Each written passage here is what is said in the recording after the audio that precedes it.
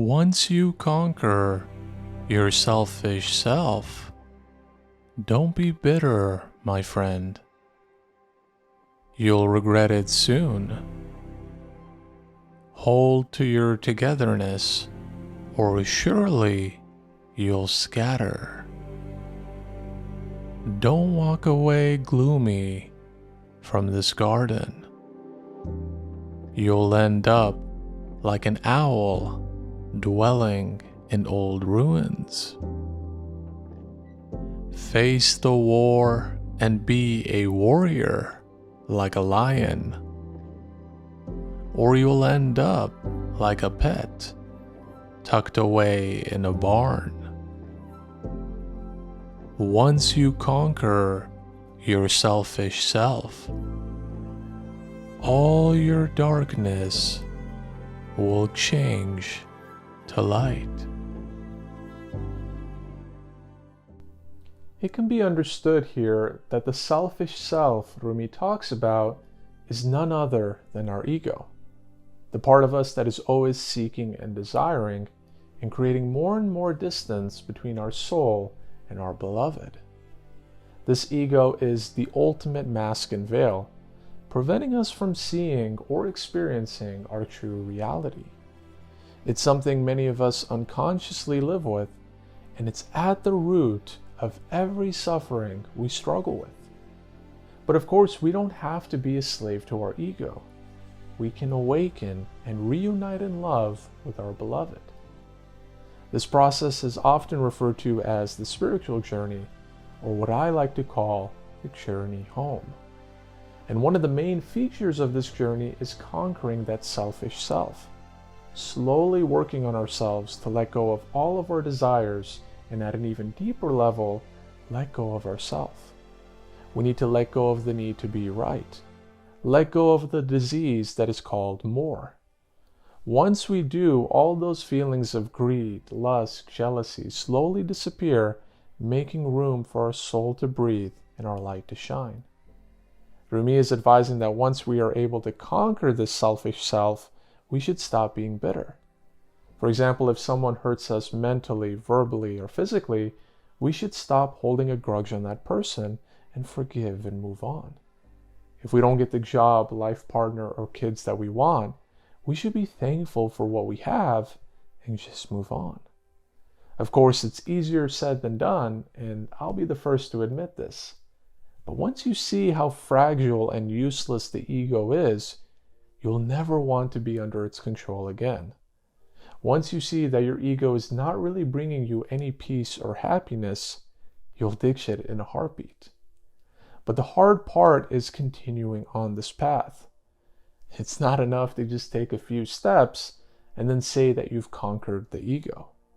No, to truly conquer your ego is an everyday battle.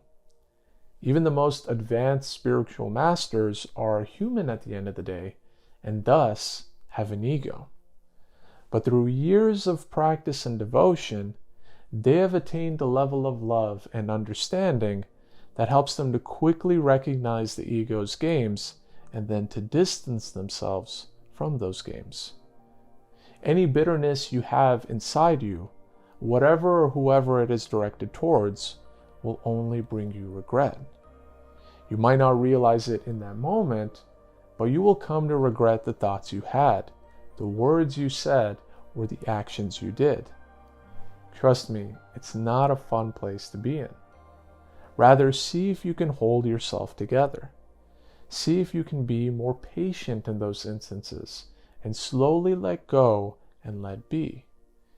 This isn't an invitation to just lay down and let people walk all over you, but rather it's a recognition that following our ego's whims and desires only makes our hearts heavier and darker.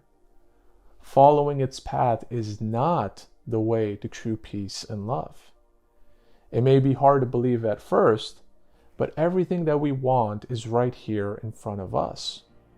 We are sitting in the most beautiful garden, but like an owl, we coop ourselves gloomily inside our ruins.